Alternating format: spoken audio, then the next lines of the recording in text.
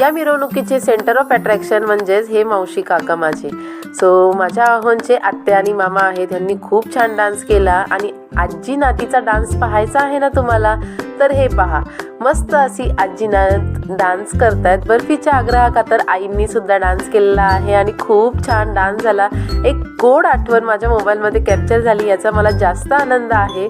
So चला, याच डान्ससोबत तुम्हाला अजून एक सिक्रेट सांगते. म्हणजे मामांनी इतका छान डान्स केला की तुम्ही पाहू शकता, हे जे मुलं आहेत म्हणजे तरुण मुलं सगळे काकांना घेऊन मधोमध गेले आणि त्यांच्या आजूबाजूला डान्स केला.